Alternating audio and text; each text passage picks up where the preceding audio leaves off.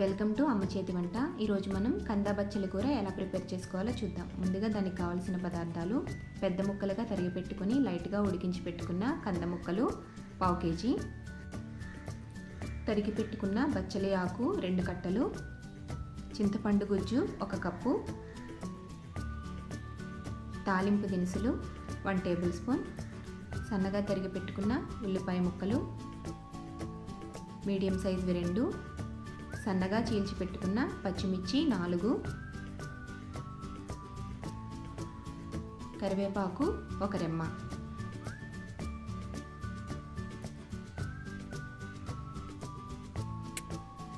Salt టేస్ట్కి సరిపడా, కారం 1 టీ స్పూన్, ధనియాల పొడి 1 టీ స్పూన్, పసుపు 1/2 టీ స్పూన్,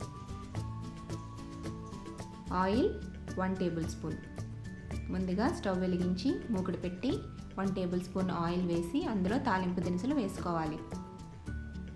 తాలింపు దినుసులు వేగిన తర్వాత సన్నగా తరిగి పెట్టుకున్న ఉల్లిపాయ ముక్కలు అలాగే పచ్చిమిర్చి ముక్కలను కూడా వేసి వేయించుకోవాలి.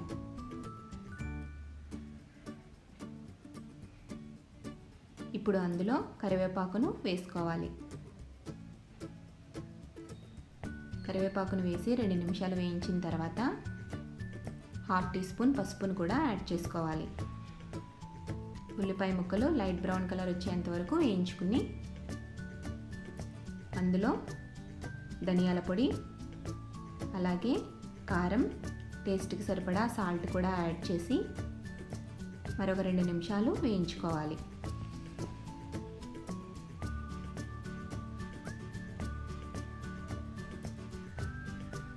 ఇప్పుడు అందులో తరిగి పెట్టుకున్న బచ్చలి ఆకును వేసి బాగా మిక్స్ చేసుకోవాలి.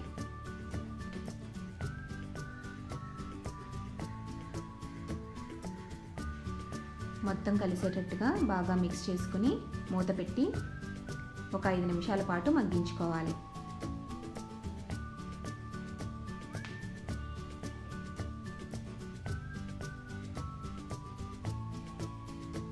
ఈ విధంగా ఆకు మొత్తం మగ్గిపోయిన తర్వాత అందులో మనం కొద్దిగా ఉడకబెట్టుకున్న కంద ముక్కలను కూడా వేసి వేయించుకోవాలి.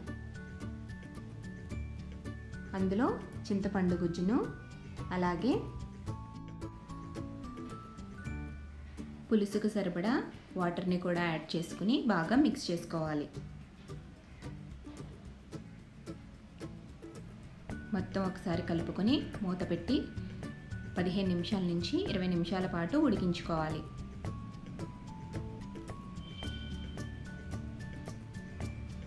ఇరవై నిమిషాల తర్వాత కూర దగ్గర పడుతుంది, ఆయిల్ పైకి తేలుతుంది. ఈ విధంగా ఉడికిన తర్వాత మనం దీన్ని సర్వింగ్ బౌల్లోకి తీసుకోవాలి. అంతే, ఎంతో టేస్టీగా ఉండే కందా బచ్చలి కూర మనకి రెడీ అయింది. ఇందులో ఇష్టమైన వాళ్ళు బెల్లంని కూడా యాడ్ చేసుకుంటే చాలా టేస్టీగా ఉంటుంది.